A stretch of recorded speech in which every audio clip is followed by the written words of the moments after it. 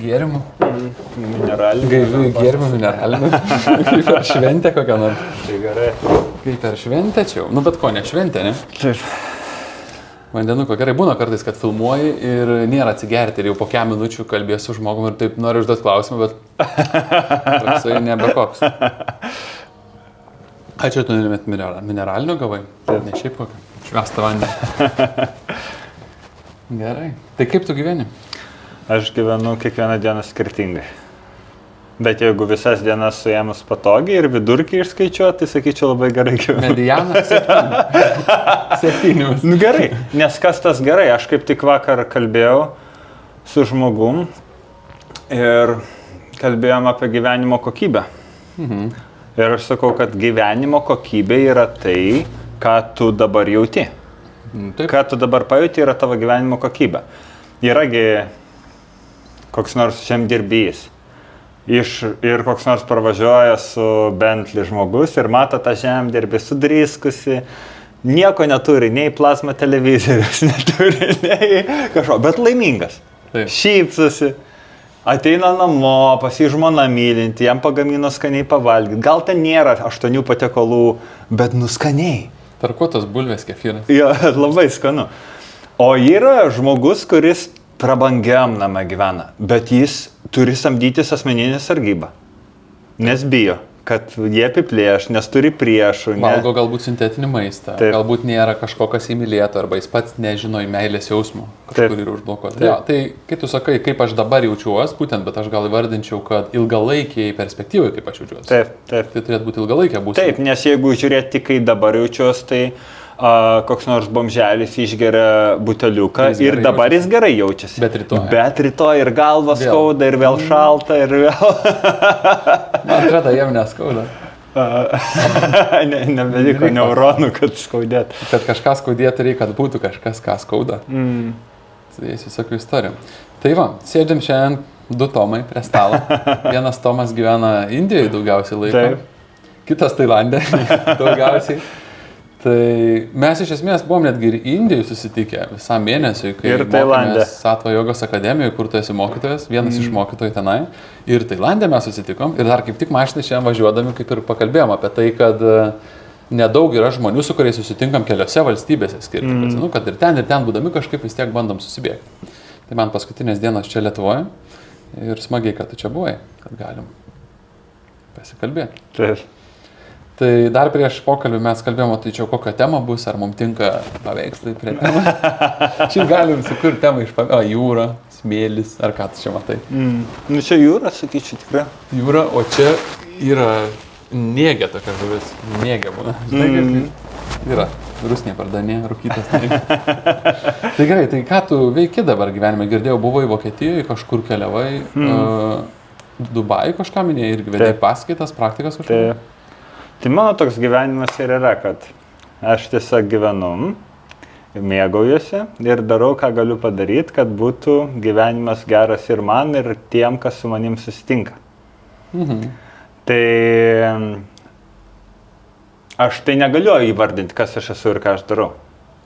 Vienu žodžiu. Yra kažkokia, nes aš labai daug tų veiklų turiu, kuriuom aš bet bendrai tu, kiek žinau, dalinies praktikom, mokai kitus žmonės, dalinies, esi mokytojas jogos vis dėlto. Ir daugiau negu tai. Bet dalinies su žmonėm tai, ką pats kažkur išmokai. Taip. Tokia tavo veikla pagrindinė. Ir tai darai visam pasauliu, iš esmės, keliaudamas po visur. Ok, ką tu veikiai iki tol? Iki tol aš užsiiminėjau labiau fiziniam veiklom ir, kaip čia pasakyti lietuviškai, entertainment, tai pramogom. Tai aš vedžiau... darydavau pasirodymus, dirbau kaskadininkų kino filmuose, vedžiau įvairius gimtadienius, dariau pasirodymus vestuvėse, festivaliuose, seminarus, renginius, cirko pasirodymus teatruose, filmavausi reklamose, viskas buvo su fizinė išraiška, tai akrobatika, žongliravimas, vaidyba, šokis, ugnies šokis, žodžiu, buvo fizinė veikla. Iki tol, kol išmokau tiek, kad prisisotinau, kad pajaučiau, kad dar yra kažkoks kitas laiptelis, negaliu tame užstrigti visą gyvenimą. Ir prasidėjo psichinės erdvės tyrinėjimas, nes tą kūną, kiek galėjau, išlavinau, tikrai labai plačiai. o psichinė erdvė buvo nepažįstama. Ir retai iš tikrųjų sutinku žmonės, kuriem ta psichinė erdvė, vidinis pasaulis būtų pažįstamas, nes dažniausiai vaikystėje tik tai žmonės moka svajot, turiuomenį svajot ne tai, kad norėt kažko, bet pasinert į tą realybę, kurios čia nėra, bet kai tu ten esi, jie atrodo tikra. Nes paskui vaikystėje turbūt mums ir nuslopina tėvai, mokykla ir panašiai tos dalykus, kad mes nebesvajokim, nes čia tik svajonės, čia kosmonautų vis tiek nebūsi, tikėtina, kad nebūsi, bet pasvajot galima. Tai va, labai įdomu, kad tu per kūną į save labai daug, ne? Bet tai tau netrukdo visiškai ir dabar, iš esmės tai turėjo netgi padėti tau tikriausiai. Tai be abejo, nes yra sąmonė, ji gyvena kūne. Taip. Ir čia realiai pagrindiniai du komponentai, iš kurių mūsų gyvenimo kokybė susidaro. Sąmonė, kiek tu supranti, kiek tu prisimeni, kiek tavo kūrybingumas veža, kiek tavo galbūt verslumo gebėjimai, komunikacijos įgūdžiai, viskas telpa į sąmonę. Bet sąmonė yra kaip mašinai, o mašina yra kūnas. Gali būti galinga sąmonė, bet nejuda mašina. Tai kas tada? Nepamatai pasaulį vis tiek. Bus svarbus labai.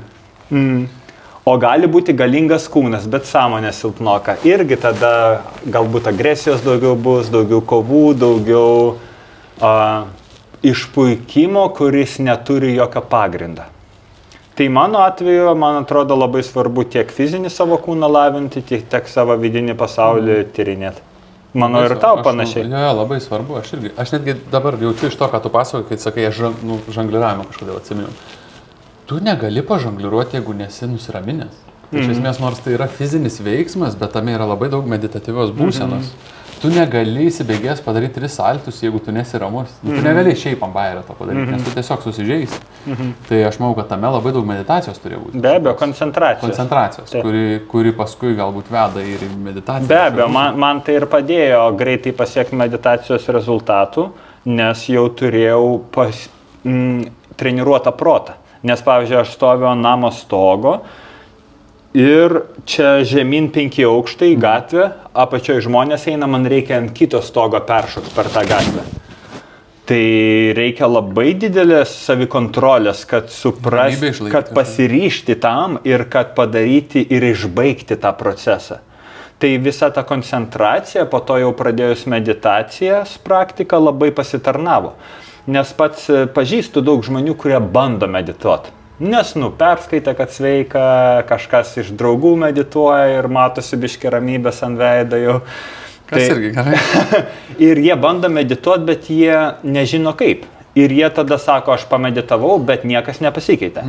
Tiesiog pasėdėjo 20 minučių ir lygiai... Ir toliau scrollinti. Taip. Nes yra smagiau entertaininti. Tai ką, tai... Koncentruotas protas, kuris jau moka susitelkti, nesvarbu, per ką tas susitelkimas buvo išmoktas. Kažkas galbūt buvo laivo kapitonas ir jis išmoko koncentruotis, kažkas juvelyrų buvo, jis išmoko koncentruotis, kažkas galbūt naikintuvą valdė ir išmoko koncentruotis. Tai kai žmogus moko koncentruotis, jam jau lengviau bus pradėti medituoti ir patirti meditacijos būseną, o ne tik pasėdėti ir ne tik ramiai pabūti. Kas ir ramiai pabūti irgi gerai. Irgi jau gerai. O dabar, aš, pavyzdžiui, esu stebėjęs labai daug Ošo įvairių filmų, ne, tu turbūt žinai irgi šitą veikėją. Tai jo viena iš minčių apie meditaciją yra, mintys tokios jo, kad ne kiekvienas vakarietis gyvenantis šiandieniniu ritmu, nors jis gyveno prieš 2-3 metų, ne, dabar dar tas ritmas greitesnis, kad ne kiekvienam žmogui, tiksliau labai retam žmogui įmanoma įeiti tokią ramią būseną, kai mes visą dieną esam labai simpatiniai nervų sistemoje ir labai įsitempę, įsiaudrinę. Tai Ošo ką labai siūlė, kad pradžiai reiktų pradėti nuo dinaminės arba kundalinį meditacijos, kad viską pradžiai išpurti tą kūną tiek nuvarginti, kad jisai galėtų pagaliau ramiai pabūti. Ar yra tame tiesos, kaip tu manai, kad gal pradžiai šiandieniniam standartiniam vakariečiui naudinga eiti per aktyves praktikas ir tada tik tai nusėsti tą ramybę, o ne iš po audringos dienos bėgant tiesiog iš karto atsisėsti, kai protas labai įsiaudrinęs, gal jis net negali nusiraminti per tą 1 valandą ar 2. Taip. Savarankiškai daugumai žmonių, kurie neturi patirties sąmoningumo praktikose, jiems bus labai sunku patirti meditacijos būseną. Jiems reikia paruošiamųjų pratimų. Tai dėl to yra tas mindfulness, dėl to yra raminančios praktikos, raminantis kvėpavimo pratimai, atsipalaidavimo metodikos įvairios. Tai jos veikia, kad paruošt žmogų. Ir vedamos meditacijos, kai kažkas tau pasakoja, pajausk savo kūną. Pažiūrėk, kaip šlama medžio lapai. Nes kažkur žmogus nukreipia dėmesį, o ten, kur nukreipia, jį veda. Taip, ir mano atveju, kai aš turiu labai daug energijos, jeigu tenka daug keliauti, matyti daug žmonių, būti miestuose, kurie dūzgia, tai taip pat labai padeda pabėgiot, ekstatiniai šokiai, išjudinti energiją, kad nebūtų pertekliaus energijos. Nes vis tiek mes šiais laikais, kai gyvenam technologijų pasaulį, kur visa technologija mums tarnauja, jį atima iš mūsų darbą. Skalbimo darbą, fizinių darbų beveik galime. Keliavimo darbą, indų plovimo darbą, kasimo darbą. O mūsų kūnas yra pritaikytas dirbti fiziškai, reiškia kažkokį krūvį atlaikyti. Ir jeigu mes savo energijos rezervo neišnaudojam, ta energija pavirsta chaosu mintyse. Ir sproksta per kažkurią vietą. Taip. Kažkam per agresiją, kažkam per lošimus, kokius nors jis nori nukreipti save, kažkas nori dar kažką. Taip. Tai kai nukreipiam tai į sportą, visai gerai. Labai gerai. O kaip tau pačiam, pavyzdžiui, tu atvarai Dubajų, tu sakai, buvai Dubajų nemažai.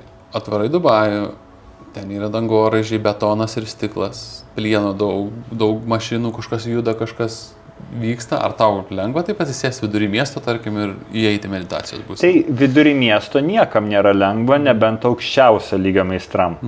Tačiau dabar kaip tik, kai buvau Dubajui 10 dienų, aš nustebau, nes kiekvieną rytą ir kiekvieną vakarą aš buvau labai gilioje meditacijoje su giliom patirtim. Labai nustebau pats. Tai jeigu yra patirtis, lengviau yra bent kur. Pavyzdžiui, mano mokytojas sakė, kad jau pradedam, kai jisai jau kėlė savo meditacijos lygį, tai jisai ėjo į triukšmingiausią gatvę prie triukšmingiausios šventyklos sėdėti medituoti. Kad tai netrukdytų jau. Taip, nes vis tiek, kai mes medituojam, vienas iš tikslų yra mokėti savo dėmesį pilnai atjungti nuo savo išorinių kūno pojūčių, kurie skenuoja aplinką, nuo akių, nuo ausų, nuo nosies, nuo liežuvio, nuo odos. Ir tada dėmesys patiria sąmonę iš vidaus, be išorinio materialaus pasaulio priemaišų. Ir jeigu mes turim baimių, prisirišimų prie savo daiktų, neišpildytų troškimų, kažkokių norų, kurie juda, aistros galbūt antroj čakrai, tuomet mūsų dėmesys visą laiką ryšasi su išoriniu pasauliu.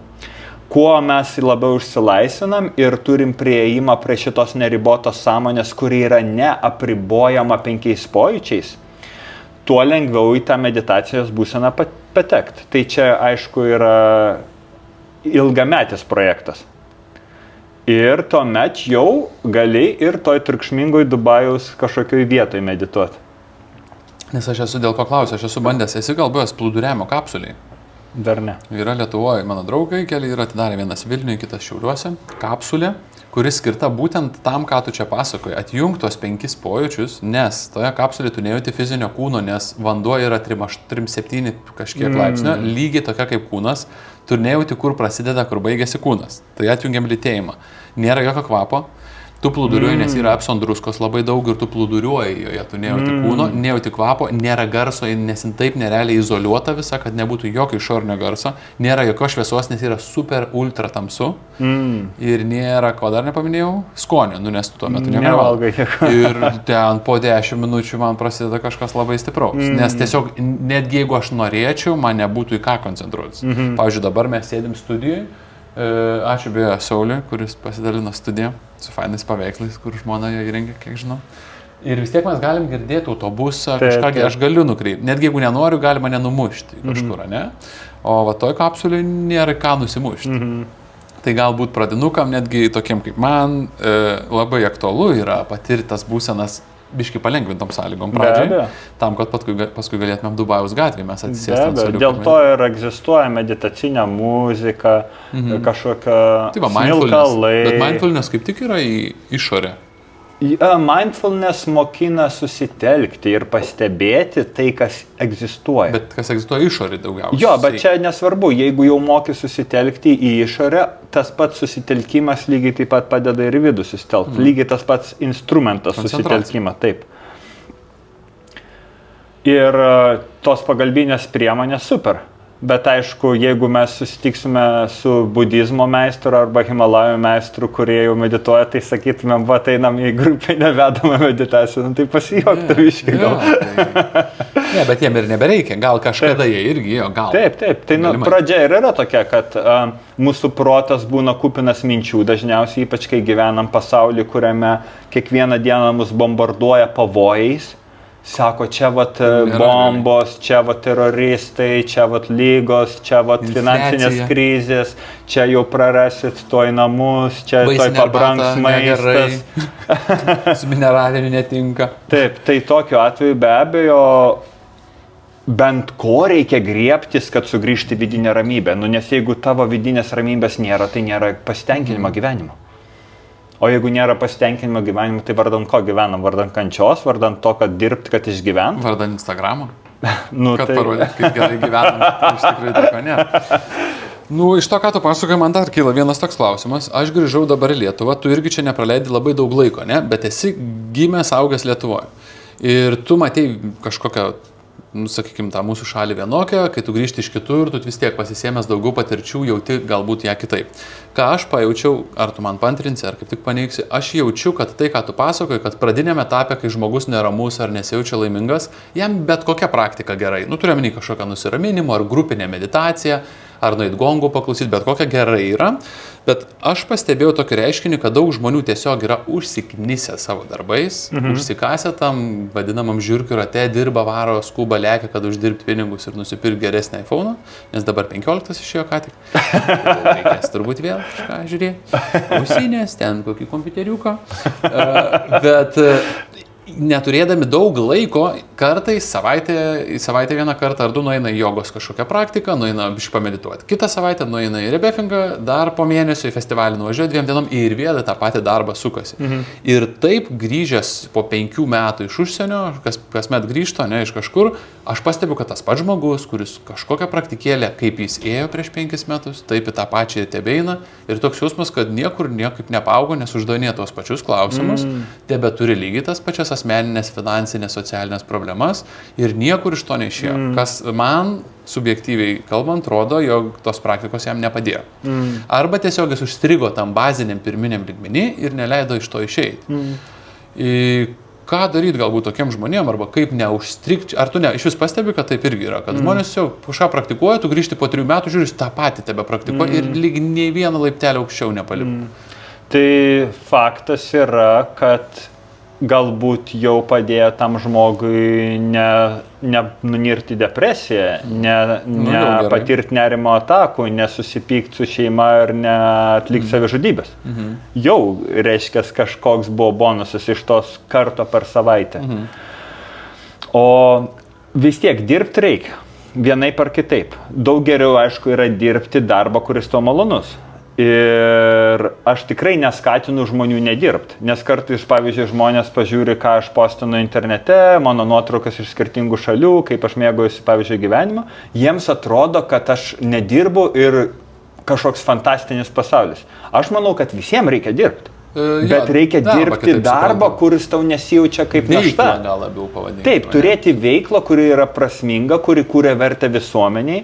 Ir ta veikla gali būti bent kokia, nuo ūkininkavimo iki ateities miesto kūrimo. Gali groti su gitara Austrijoje. Tai nėra darbas, tai yra veikla, bet tai viskas ok, jeigu patinka. Jo, mes turbūt tą žodį darbas galim naudoti kaip finansinį kažkokį įrankį. Ta prasme, kaip priemonę gauti pragyvenimo šaltinį. Tiesiog kartais tas darbas asocijuojasi su ėjimu į tam tikrą vieną vietą ir kasdien. Jo, kaip susisivaržymu kažkokiu, tarytum aš daugiau negaliu gyventi gyvenimo, nes turiu darbą. Bet man tai vizija yra tokia, kad reikia dirbti darbą, kuris tave veža. Jo, arba daryti veiklą, arba užsiimti kažkuo, kas gali ir generuoti man finansus, kad galėčiau išgyventi, nes visiems vis tiek reikia tų žemiškų dalykų, bet to pačiu ir mėgautis to, ką darau. Tai va čia labai gerą tu paminėjai, šitas man labai svarbus, užtrigerino gerai. Daug žmonių sutikau, kurie sako, jog, taigi aš niekur negaliu keliauti, aš dirbu. Nu jo, bet aš nieko negaliu veikti, nes dirbu. Aš neturiu laiko eiti į praktiką, nes dirbu. Visada tas darbas tarsi trukdo. Tai toks darbas, kuris trukdo, yra nevertas darbo vardo, aš sakyčiau. Arba, jis trukdo gyventi. Jis darbas padėti turi darbas ir pačiam, ir žmonėm, kurie aplinkui yra. Ja, bent jau pačiam, jeigu padeda, jau gerai. Dar kad kitiem padėti, reikia pradžiai laimingam būti. Nes jeigu nelaimingas bandai kitiem padėti, tai dar kenki tik tai labiau. Nes panašu, kad dirbti nėra blogai. Blogai yra dirbti, kai tau tas darbas jau trukdo gyventi. Tai tada nebe gyvenimas. Aš kažkur postą apie tai rašiau, kad yra gyvenimas, žmonės vadina tai gyvenimu, bet iš esmės 9 valandas praleidžiam darbe. Dar valandą ar 2 pirmyn atgal, tai 11 valandų darbe. Tada 8 miegam, tai tik 5 to gyvenimo, per kurį dar reikia susitvarkyti kažkokius dalykėlius. Tai čia ne gyvenimas, vadinkim tai darbu. Jeigu taip gyvename, ne? Ja. Ir tada išsisluoksniuoja žmonės. Yra tie, kurie gyvena tam kančios rate, kurie dirba nemėgstamą darbą ir nemato galimybių išlysti. Yra žmonės, kurie kažką bando, jau jie sako, kad jie yra arba saviugdos kelyje, arba dvasingumo kelyje, arba sąmoningumo kelyje kažkokiam virsme. O yra žmonės, kurie jau maždaug biški susikūrė tos laisvės. Ir kai žmogus susikūrė laisvės, aš dažnai matau pavydo tokius kaip išpolius. Būna žmonės sako, ai, čia tau lengva sakyti, tu čia Kanarų salose, kažkam kokiam nors žmogui sako, ai, tu čia tik tai Himalajose taip įmanoma, bet realiam pasaulyje Himalajai tai nerealus. Jo, tai kad tą laimę susikurti savo gyvenime, labai buvo daug darbo įdėta. Galbūt iš malonus netgi buvo. Jo. Šitas lieka nepastebėta tam pavyduoliui, kuris mato rezultatą ir galvoja, kad taip šnekėt lengva tik tai iš idealių sąlygų. Patekit jūs į tas idealias sąlygas, jūs žinot, kiek pastangų kainuoja idealias sąlygas patekti, kiek metų studijų, kiek metų saviugdos, kiek metų realių pastangų, kiek į klaidų praeit reikia, kiek išbandymų, kad tą realų gyvenimą susikurt, kuris nėra toksiškas, kuris nėra pilnas agresyvių žmonių. Gyvenimo, kuriame yra draugystė, kuriame yra graži gamta, sveikas maistas, laisvė rinktis, ką tu šiandien nori daryti. Labai mažai žmonių turi tą laisvę, ne? Kaip aš ir prieš tai uždaviau tavo ilgą tą klausimą, kad daug žmonių tiesiog neturi laiko po darbų kažkur ten ir įstringa tame, jog neveikia to, ką norėtų, nes net neturi laiko nueiti tą praktiką, savęs pasitobulinti ar paaugti. Nes čia sujungiam 2 klausimus. Tai iš esmės darbas kažkam trukdo, ir jis negali augti ir negali išeiti iš tos agresyvios, toksiškos aplinkos, bet aš visat klausiu, ar tai nėra tavo paties pasirinkimas, nes pats, juk žmogus pasirinka eiti tą darbą. Be abejo.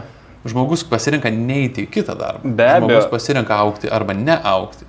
Tai vis tiek yra žmogaus pasirinkimas. Ir netgi jeigu jis to nepripažįsta, vis tiek jis pasirinka nepripažinto. Taip. Ir sunku yra išeiti iš tam tikrų situacijų, nes jeigu jau yra inercija, jeigu jau savo praeities veiksmais mes sukūrėm gyvenimą, kuriame dabar esam, ir tą gyvenimą kūrėme ne tik mes, mūsų tėvai kūrė tą gyvenimą, mūsų draugai mūsų gyvenimą kūrė, mūsų valdžia, mūsų mokytojai kūrė tą gyvenimą.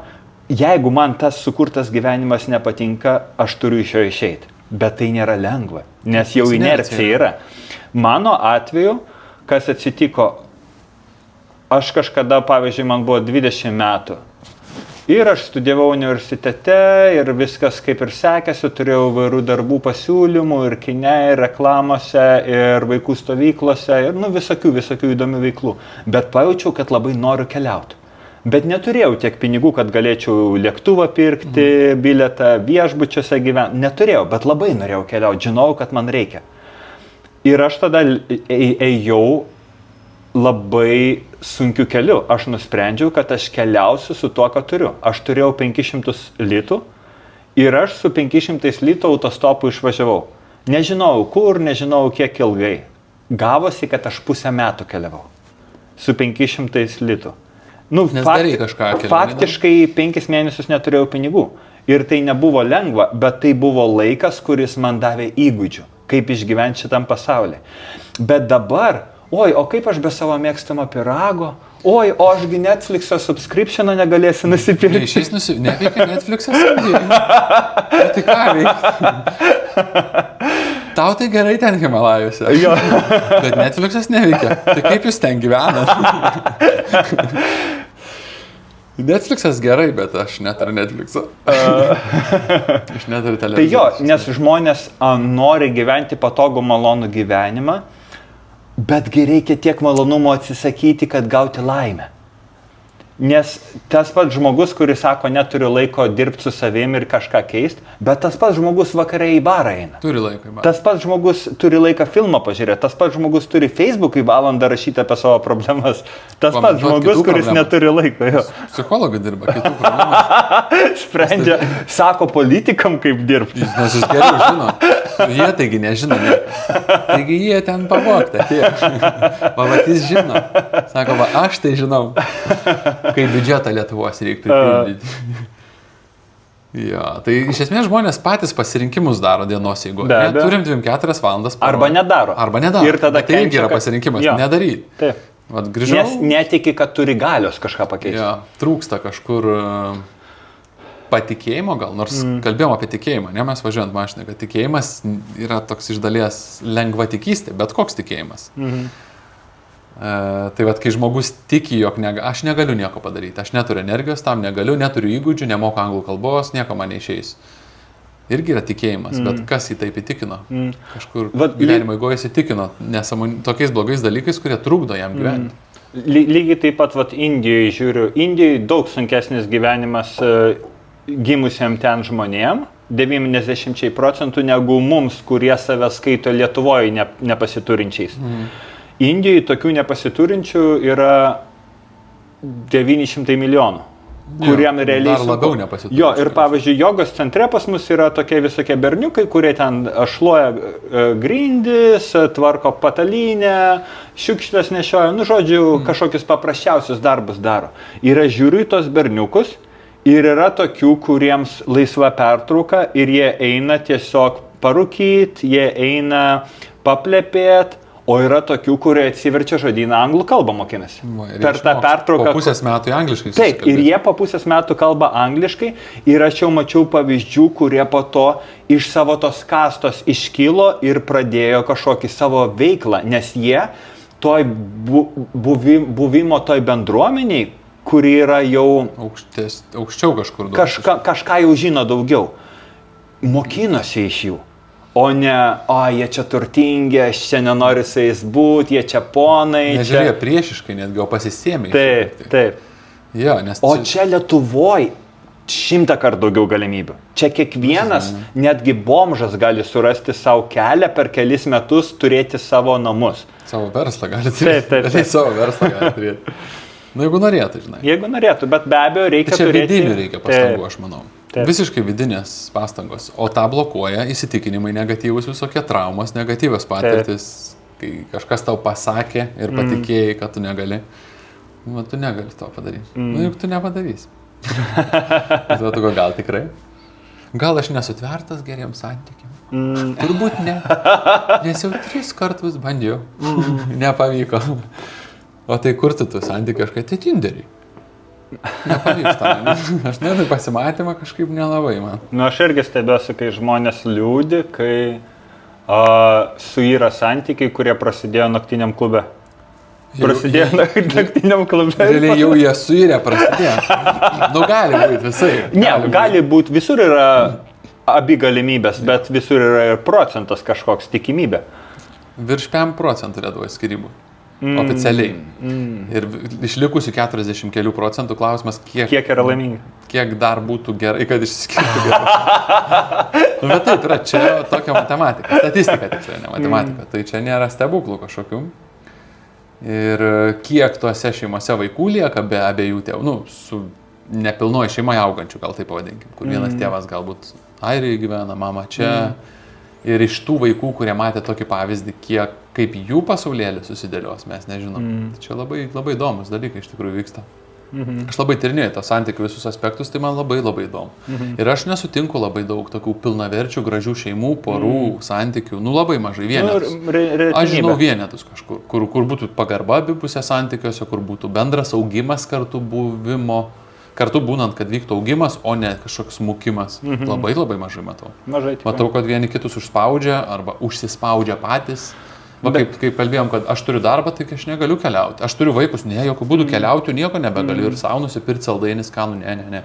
Lygiai tas pats čia, aš turiu šeimą, viskas, aš nebegaliu su draugais nueiti susitikti. Gali eiti susitikti. Reikia eiti susitikti, nes tu nebeturėsi šeimos, jeigu nesusitiksi su draugais. Iš esmės taip yra. Taip pat matau, kad santykiuose dažnai viena pusė tikisi, kad antra pusė, kai ateis, tada būsi laiminga pagaliau. Bet tai jeigu žmogus savaime nėra laimingas, tai nesusikliuos nieko. Nes tada tik perleis savo atsakomybę už savo brandą kitam žmogui. Aš nelaimingas, nes tu manęs nepadarė laimingu. Tai tada užburtas ratas, nėra kelio atgal. Nes tas kitas atėjęs su nelaimingu būti tikėtina, kad irgi yra nelaimingas. Jis irgi taip pat ieško. Ir vienas kitame kažko ieško. Kartais matau, pavyzdžiui, kai susitinka du žmonės, kurie, pavadinkim taip, nepilni, kažko jiem trūksta ir laikinai pirmose meilės stadijose jie jaučiasi, wow, laimingi. Va dabar aš laimingas. Ir iš esmės taip gali būti, kad viens kitą papildo, išmoko, paaugina, užaugina ir viskas gerai. Mažai tokių pavyzdžių, bet gali būti. Bet tada aš matau kitą dalyką. Gali atsirasti prisirišimas prie asmens. Pavyzdžiui, susitinka vyras moterį, pabūna jie 2, 3, 5 metus ir jam taip gera kartu, kad atskirai jie nebeįsivaizduoja, nes tik su tuo žmogumi jis patiria laimę. Tai reiškia, kad tas žmogus tampa labai priklausomu būtent nuo to žmogaus. Ir kai vieną dieną tas žmogus nebenorės jo būti galbūt, arba elgsis savaip, kaip jam nepatinka, jis antiek kaip tas pirmas žmogus, ar antras yra priklausomas nuo to kito, kad tiesiog be jo neįsivaizduoja gyvenimo ir yra prisirišimas. O tas prisirišimas reiškia, kad nėra laisvės. Mes galima kažkuriame etape galbūt mokytis viens iš kito, bet visada duoti ir laisvę, kad man gerai su tuo žmogum, bet man taip pat gerai ir be jo. Čia būtų sveiko santykio, aš manau, vienas iš aspektų. Nes jeigu man gera tik su juo, aš visą gyvenimą matau tik su juo, jau aš matau kažkokį prisirišimą. Na, čia tokia kaip ir visuomenės kultūra daugelie šalių yra tas šeimos vienetas ir daugelie kultūrų tai yra siektinas reiškinys, mokėti, pasiryžti, kurti ilgalaikius santykius, nes vaikam geriausia yra užaugti ilgalaikiuose santykiuose. Bet kai užaugo vaikai? Vat vaikai užaugo, tau 25 metai, gimė vaikai, tau kem 5 vaikai išėjo į universitetus, išvažiavo, sukūrė savo šeimas, tau tik kem 5. Ką tada veikti? Bet jau gal tada ir nėra to noro kažkur dar bastytis. Galbūt jau yra kiti gyvenimo tikslai, o ne malonumai, kurių galima gauti iš naujų intymių santykių. Bet čia ne tik apie intymius santykius. Turiu omeny, kad žmonės ieško laimės kažkame, ne?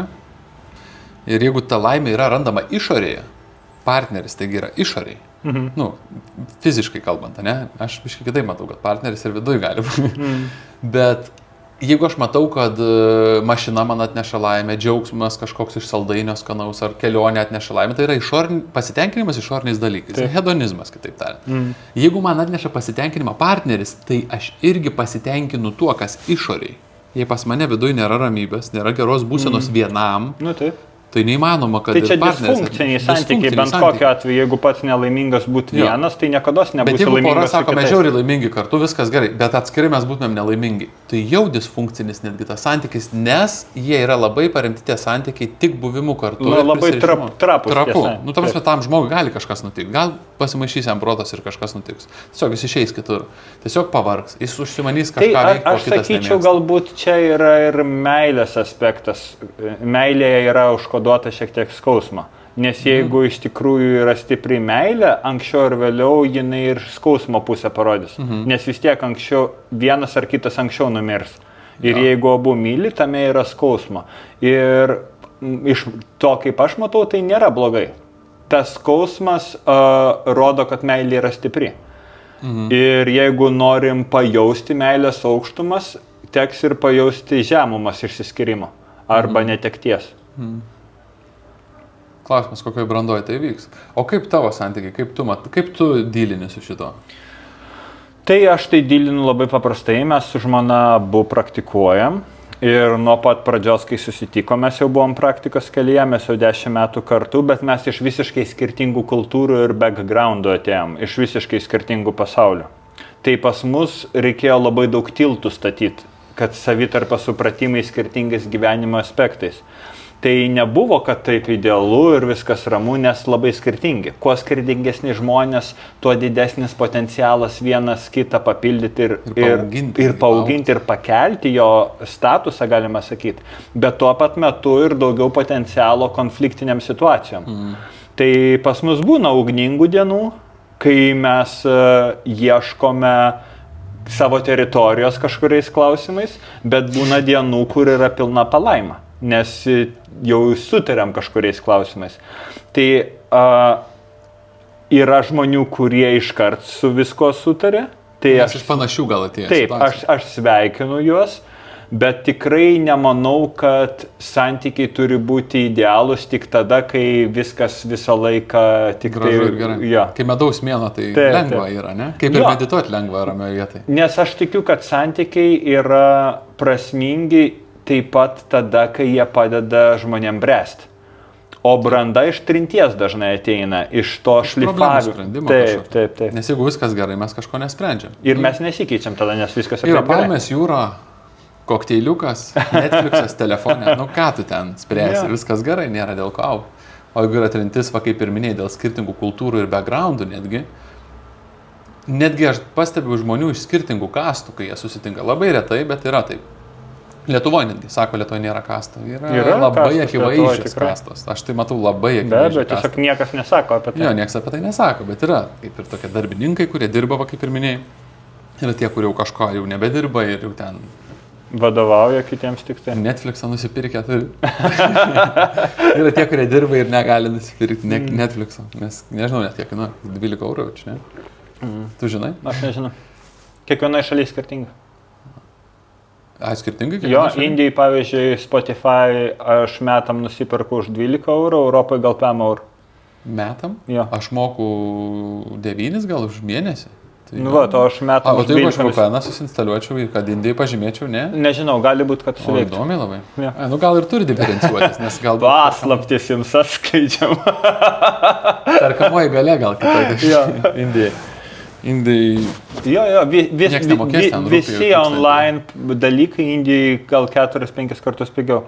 Aš YouTube premium nusipirku, kad reklamų nereikėtų žiūrėti Indijai ir ten metam irgi gal 5 eurai, o čia mėnesiui gal 10. Mėnesiui 9 ar kiek irgi turim. Šiaip, kai pasakė apie reklamas, tas kai išmeta ir kodėl jas yra visada dvigubai garsiau negu pats filmukas. Esi pastebėjęs? Nepastebėjau, nes aš premium turiu. Aš irgi turiu daug metų ir pas kažkur nebuvo, pas kažką ir aš susidėjau ausinės, žiūriu filmuką ir išmetė tą reklamą, kaip ten kažkokį lošimus ten reklamuoja.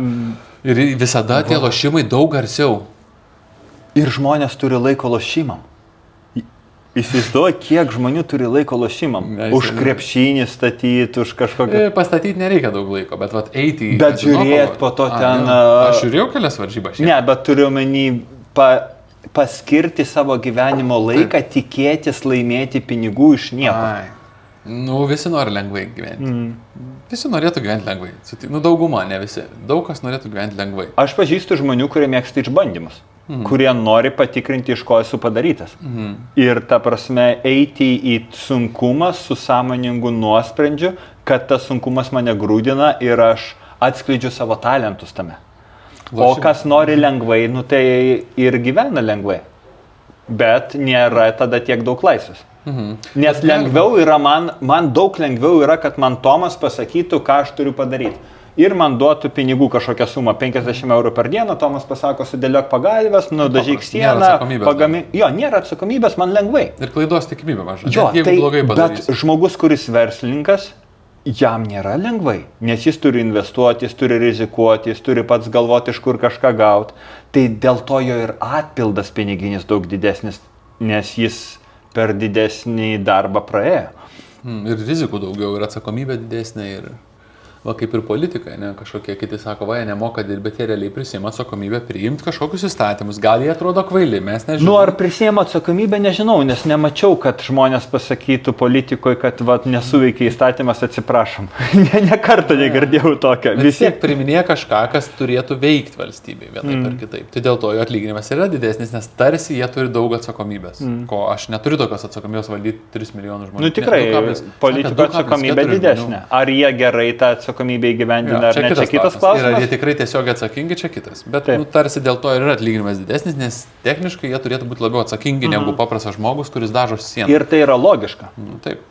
Ar girdėjai, kad Lietuvoje yra 2,4 milijono žmonių? Oho. Aš girdėjau, nepatikrinau dar statistikos departamente, bet kažkas, kas sakė 2,4 milijono žmonių Lietuvoje gyvenančių. Aš pilnai tikiu, žinai kodėl? Todėl, kad aš keliauju daug ir visur, kur aš keliauju, aš girdžiu lietuviškai kalbančių žmonių. Visur aš einu gatvėj, net kažkur visiškai, kur nieko neturėtų būti. Bet gal tai keliautojai kartais, ar ne? Visai. Nes aš kur sutinku žmonės, tai keliauja taip iki mėnesio.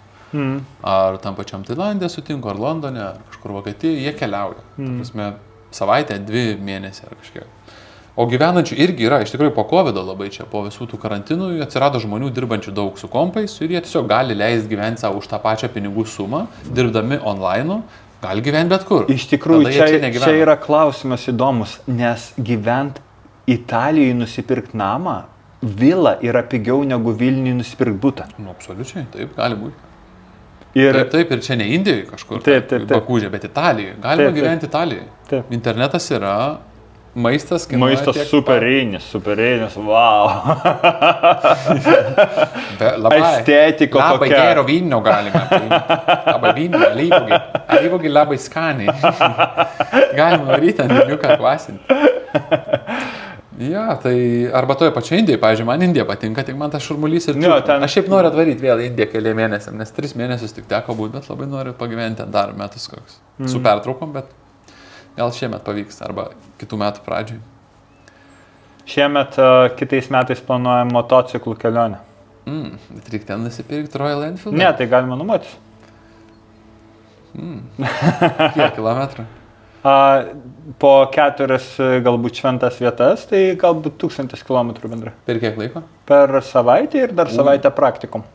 Ai, tai normaliai. Nu, ten Indijoje kitaip skaičiuojas kilometrai. Man yra tekę važinėtis po kalnus, tai ten, žemėlapį man Indas rodo, sako, nu va čia važiuosim, sako, kiam kilų dar važiuojam, ar kiam kilų? Valandžiukė, iš vieto 3 valandas. Žiūrėjau, kaip mes 2 kilus važiavam 3 valandas, bet paskui, kai pasižiūri kelią, supranti, dėl ko taip važiavai. Tai ten kitaip skaičiuojas tie kilometrai. Bet Indija fainai. Kaip arbata tavo? Labai skaniai. Liuks vaisinė su žalia čia, ne? Jo, čia Domas miksus padarai. Domas miksas. Bet skanu. Ir jaučiasi ir arbatos skonio, ir jaučiasi rūgštelės iš vaisinės arbatos. Senai begeri vaisinės arbatos su mineraliniu kartu. Labai įdomus miksas. Man patinka eksperimentuoti iš visų maistų. O kaip tau su maistu, kai tu gyveni Indijoje ir jis yra labai specifinis, kiek aš žinau, ir kai tu keliauji į kitą šalį, nėra sunku rasti maisto tinkamo tau? Na, visur yra vaisiai, daržovės ir grūdai kokie nors. Tai čia vis tiek yra pagrindinis mano maistas, aš nevalgau jokių mėsų, tai man visur yra gero maisto. Skiriasi tik tai kokybė. Pavyzdžiui, Indijoje ekologiško maisto, pavyzdžiui, sunkiau surasti, bet užtat daug lengviau surasti sezoninio prinokusio maisto. Europoje visur visko perteklius. Galbūt vienoje šalyje brangiau, kitoje pigiau, bet surasti kažką sveikai valgyti visur galima. Nes realiai išduosiu paslaptį, sveikai valgyti yra labai pigu. Nu, tikrai. Jeigu realiai sveikai valgyti, burokai, pavyzdžiui, paėmė, morkas paėmė grikių, paėmė avižų susidaiginį, wow, visai dienai 2 eurų. 2 eurų visai dienai, jeigu sveikai nori žmogus valgyti, bet jeigu skaniai nori valgyti ir ten, bet dar skaniai ne kiekvienas gali valgyti, nes jeigu žmogus įprato valgyti cheminį maistą, kažkokį receptoriai nebepajaus to nuostabaus skonio ir žmogus nebeatskirs, kurios salotos hidroponinės, dirbtinės, o kurios yra užaugusios pas močiutės sode, kurios saulė matė, kurios iš žemės mineralų, kitas kvapas. Aš anksčiau, kai mėsą valgiau, aš nejaučiau skirtumą. Dabar aš užuodžiu įvairias žoleles ir aš galiu atskirti, kuri bus skani, kuri ne pagal kvapą. Bet tam reikia laiko. Ir tada skanu pasidaro sveikas maistas, nes kol užkimšti kanalai, tol neskanu sveikas. Išsiverda avižų košės ir įdedi, gerai, mangas čia gal Lietuvoje neįprastas, braškių. Obuolių ir labai skanu. Aš kurį laiką irgi mėsos nevalgo, alkoholio nevartoju, tai labai jaučiasi, kad receptoriai atgavinėja kažkokiu būdu Tiesiog atgauna savo jautrumą, gal pavadinčiau, sensitivity, tokį, visiškai atsiranda kitas jautrumas. Ir tada nebereikia kažkokiu aštrių, net nesinori aštriai labai valgyti. Nu, kartais skanu, bet ne visada. Kečupo gero. Iš močiutės yra tokių gerų pomidorų. Man būna toks, kai keliauju ir prisimenu kažkokius vaikystės skonius, kas labai patikdavo. Ir atvažiuoju ir paragauju ir toksai, kaip aš galėjau tai valgyti apskritai. Arba kai užsikišo viskas, pavyzdžiui, man labai skanu yra blynai. Tie miltiniai, paprasti normalūs blynai, ant normalaus aliejuko, su normalia uogienė. Aš pavalgau, man užsikiša nosis, aš nebegaliu prakvėpuoti, matyti nuo gluteno ar nuo kažko. Vaikystėje ten valgydom kilogramais. Cukrų iš cukrinės valgydavau taip. Ir dar būna, kad kai pavalgai netinkamo maisto, iškart aptingsti, iškart miegot norisi. Bet tai ir paradoksas tada, kai kuriem atrodo, kad tai yra sotumo ženklas. Kad jau kai nebetelpa ir jau kai viskas, tada atrodo, dabar prisivalgyti. Apsinuodimas organizmo kažkaip atsilaikina. Nes organizmas turi dėti daug energijos, kad tai išvirškinti automatiškai. Dėl to atjungia visą smegenis, atjungia raumenis, kad tiesiog jo. Kraują netgi nukreipinė daugiau kraujo, skrandį virškinamą traktą visą. Jo, tas labai jaučiasi. Kai nu tai privalgam gerai. Sukėlėm nuo kėdžių geras maistas. Vat pavyzdžiui, kai būna vaišnavai, kur Krišnos bendruomenė, jie gamina sveiką maistą. Pas juos aš jeigu kažkada svečiuojasi, aš suvalgau kalną maisto, bet nesijaučia sunkumo. O aš kitą turiu patirtį. Jo? Jo, su tuo sutinku, kad nesijaučia sunkumo, nes pagrindė košės ir daržovės, kas man labai patinka, bet nesenai teko man pirkti maistą vaišnavam. Vaišnavai gamino maistą festivalį, buvo daug žmonių ir mes pirkom 102 kg cukraus. Ta prasme, ten visur buvo labai daug cukraus. Bandelės visokios. Saldumynas. Labai skaniai. Velniškai skaniai, bet kuriuo atveju aš matau, kad pas vaišnavus labai daug cukraus. Cukrus vienas iš tų dalykų, kuris ir jeigu netinka. taip tyrinėjant, bent jau mano pažįstamus vaišnavus, tai šiam 7-8% iš jų turi tokį gerą pilvą. Indišką tokį. Pilvo šokį, kad galėtų šokti pilvą. Ir pastebiu, kad jų maistas yra nors ir taip labai skanus, bet nėra jisai vis dėlto sveikas. Pagal mitybos piramidę žiūrint, bent jau tuos, kuriuos aš sutikau, gal aš neteisingai kažkaip vertinu. Jų labai daug yra. Kiek buvau su vaišnavais, labai skanu visų pirma, bet ten cukrus tas visas ir ten... Tai čia gal desertam labiau, jeigu bet aš desertus tai mėgstu.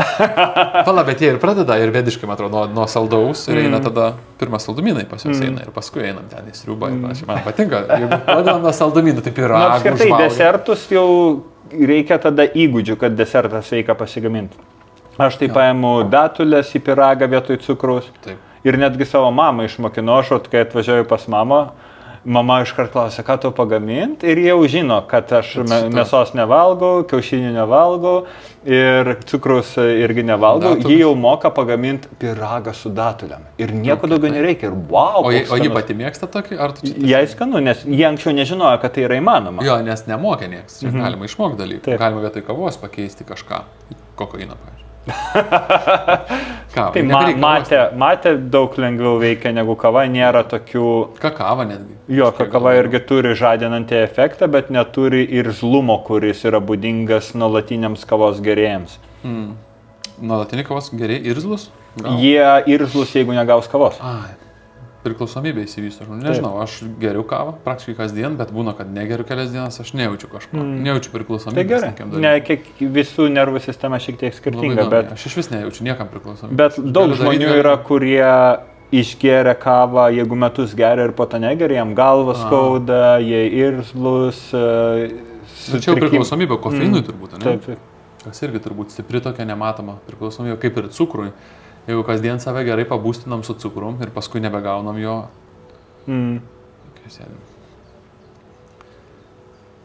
Nu tai fainai. Kaip tau lietuvėliai? Kiek tu čia laiko būsi? Būsiu kiek čia mažiau negu 3 savaitės liko. Tai važiuosiu po skirtingus miestus, vesiu programas, praktikas, paskaitas, jau pradedant nuo šito šeštadienio Kaune. Ir Lietuvoje man nuostabus gyvenimas, nes matai, aš susitinku su visais žmonėm, kurie yra bent 5% laimingi. 5%? 5% laiko turiu omenyje. Okay. Nu, ta prasme, vis tiek 100% laiko, ko gero, mažai žmonių yra, kurie visą laiką yra viskom patenkinti. Man atrodo, reikia turėti kažkokių išbandymų, kad galėtum atsiskleisti, kad kažkokių naujų patirčių patirti. Tai man nuostabu Lietuvoje, nes aš susitinku su žmonėm, kurie atvirom akim gyvena, kurie atvirom širdim gyvena, kurie moka mylėti, kurie moka dalintis, kurie moka kurti, kurie moka stengtis galų gale. Tai man nuostabu visą laiką Lietuvoje gyventi. Ir dėl to man Lietuvėlė patinka. Nu, tu dar aktyviai čia varai. Vedi praktikas ir mokymus ir užsiėmimus, važiuoja per visus miestus ir ateina žmonės tie, kurie jau tave žino arba yra suinteresuoti pas tave atei. Tai jie jau yra atfiltruoti ir šiek tiek kitokie. Nu, ne visa pilkoji masė pas tave ateina. Ateina tie, kuriem reikia. Labai gerai to žmonės ateina. Aš irgi susitinku su žmonėm, kurie atfiltruoti labai stipriai. Turbūt. Nu, nebendrauju. Aš tiesiog jau nebeinu į barus, kur ten nusigėrė, smirda, apsiprukytos patalpos. Nu, tiesiog man nežavi. Nežavi, kur visi perdėtai keikasi, kovoja, ginčiasi stipriai, neapykantą jaučia. Manęs nebežavi tokia aplinka, tai aš ten į tokias vietas neinu. Tai o kaip tu jauti, jeigu tau reiktų... Gerai, aš, pavyzdžiui, čia grįžtu 3 maždaug mėnesiam į Lietuvą. Tu grįžti mėnesiui per metus, ne? Ir man šie mėnesiai 3 vasaros buvo nuostabus Lietuvoje. Buvo labai fainų festivalių, labai sąmoningų žmonių, labai fainai, šviesių žmonių, labai sutikau atvirų žmonių, keletą labai atvirų. Ne visi, bet yra fainų žmonių, kurie, kaip sakai, 5% laimingi. Nu, dalį laiko, jie žino, kas yra laimė. Gal taip įvardinčiau.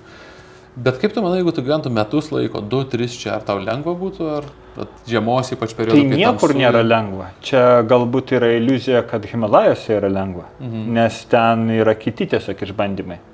Tai aš nemanau, kad čia būtų viskas lengva, nes aš norėčiau vis tiek tobulėti ir augti savo srityje, ir augti savo sveikatai, savo santykiuose, savo finansuose, savo bendruomenėje. Tai be abejo būtų iššūkiai kažkokie. O dėl ko iššūkiai čia būtų augti tame? Lietuvoje sunkiau augti šitose vietose? Tai visą laiką, kai tu kažką naujo darai, tu turi kažką naujo išmokti, save disciplinuoti, kažko atsisakyti, kažką paaukoti, kažką atrasti. Tai tame yra sunkumas, sakyčiau. Galbūt čia sunkiau su biurokratija visa, nes labai daug kažkokių dokumentų, tvarkymosi, tas labai riboja. Laiko atima energijos. Taip. Ir realiai iš gamtinių faktorių, tai saulės šviesos trūkumas yra tikrai... Oras duoda savo, bet... Tikrai akivaizdu. Tikrai akivaizdu ir jeigu pabūt savaitę be saulės šviesos, nuotaika automatiškai šiek tiek smunka ir tada reikia įdėti daugiau laiko į savo sveikos mitybos priežiūrą, į savo laikyseną, į savo kvėpavimą, į tą laidą, kurią tu žiūri, į žmonės, su kuriais bendrauji, kad grąžinti savo pakylėtą nuotaiką. Jaučiasi bet kuriuo atveju tas. Kad yra, visose vietose yra skirtingi iššūkiai.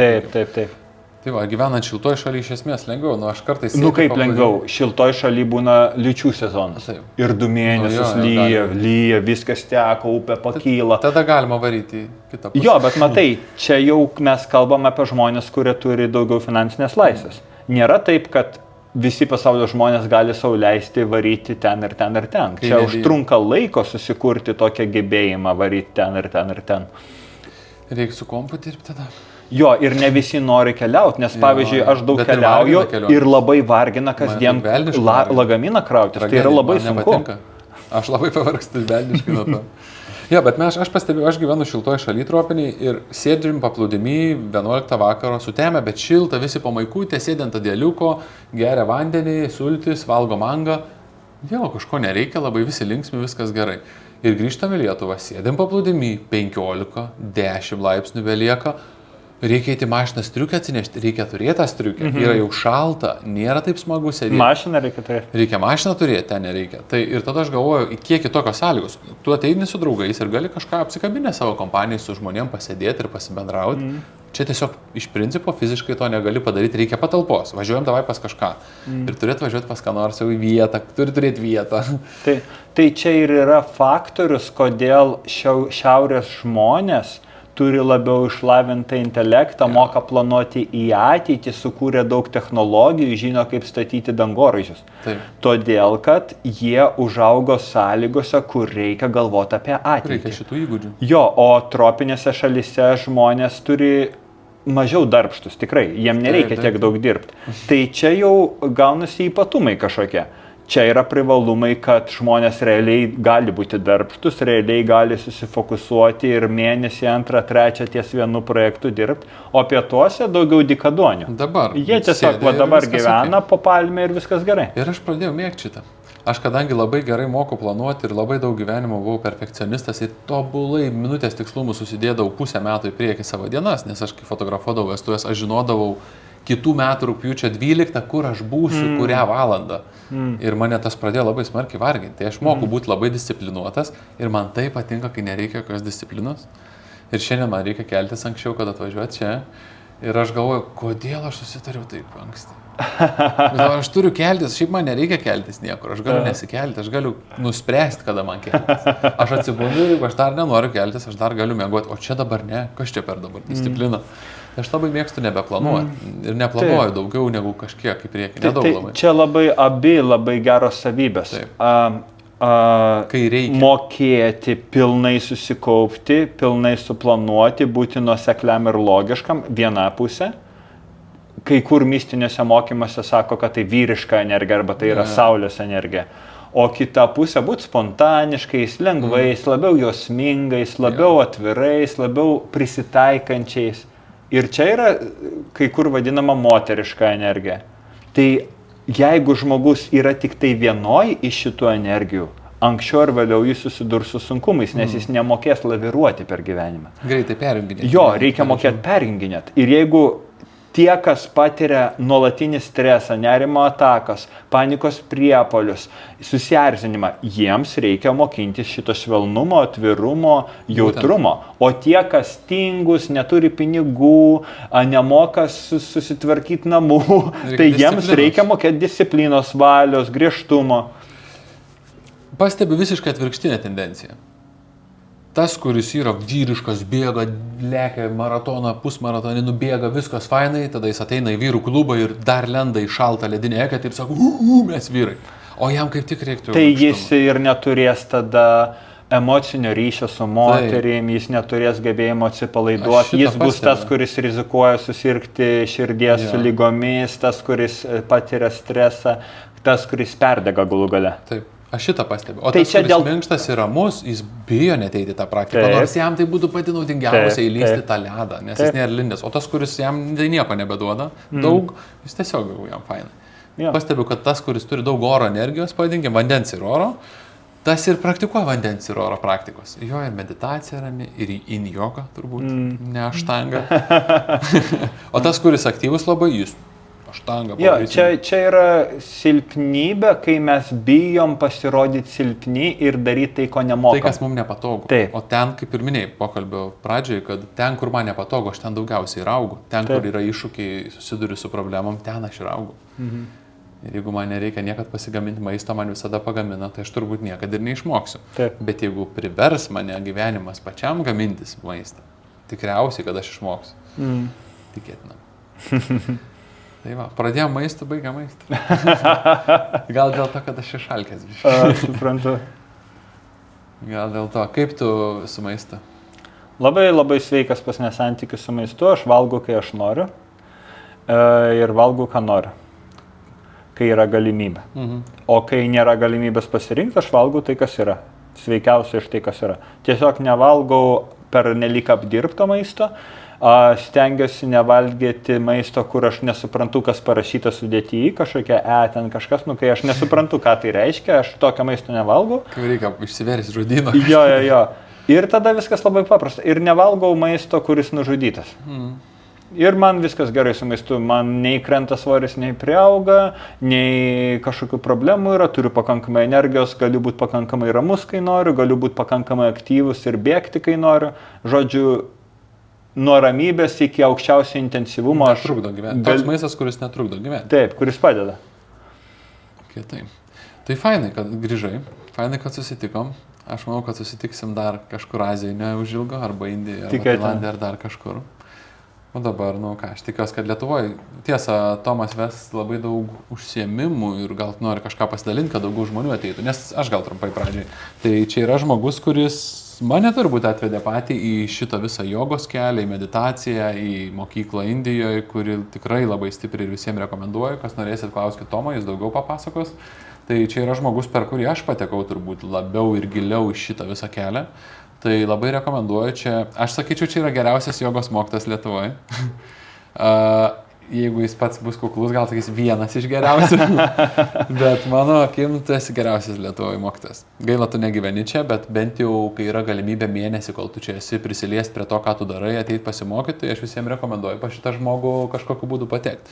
Juolab, kad tu būsi turbūt visuose didžiuosiuose miestuose. Tai gal nori trumpai pasidalinti, kur tu būsi? Ar mes kažkur įdėsim po pokalbio kažkokį sąrašiuką, nežinau. Galime ir sąrašiuką įdėti, o jeigu taip pasidalinti, tai šeštadienį šį būsiu Kaune, po to sekmadienį būsiu Klaipėdoje, po to kitą šeštadienį būsiu Vinetų kaime prie Kretingos, po to būsiu ko gero Šiauliuose kitą sekmadienį, o tada dar kitą savaitgalį Vilniuje ir tikėtina netgi, kad Šilutėje ir prie Vilkaviškio. Tai žodžiu, sekit Tomas Gudėnas, ne? Taip. Ten pas tave bus surašytas grafikas, kada kur tu būsi ir ką maždaug vėsi. Tai labai rekomenduoju visiems, kurie nesat buvę, arba tiem, kurie esat buvę, tiem, kurie ilgus metus esat jogos kelyje, ar šiaip sąmoningumo kelyje, ir tiem, kurie niekada net nesat prie to prisilietę, niekaip. Tiem, kurie valgot mėsą ir geriat alkoholį, irgi ateikit, tie, kurie nevalgot, irgi galite ateikti. Tai visiems iš esmės naudinga, nes nuo pat pradedant, praktikos tavo įdomios dar, aš trumpai gal paanonsuosiu. Labai stiprios ir įdomios tuo, kad ir pats stipriausias turbūt, ir pats silpniausias žmogus ten gaus maksimalią naudą, aš taip spėju. Nes yra labai daug praktikų, kur tik stiprus, kai esi gali daug pasimti, nes kitaip tau per sunku. Ir kitose yra, kur tik silpniem fainai, o stipresniam jau nebėra ką imti. Tai tos praktikos, kurias pas tave supraktikavęs, jos tinka nuo pradedančiai iki bet kokio lygio žmogui, visi pasims maks, ką gali pasimti. Tai labai rekomenduoju visiems ateiti. Tik ačiū tau ir aš manau, kad einam kažką pavalgyti. Gerai, ačiū. Kaip tu galvoji? Puiku mintis, surasim kažką skanaus ir sveiko. Tai sėkmės visiems, gražios dienos. Ir nepamirškit mylėti save, savo ne tik kūną, bet ir vidų. Ir aukit kasdien, kad rytoj būtume didesni ir pasaulis atrodytų mažesnis. Tai ačiū labai. Ačiū. Iki malonaus.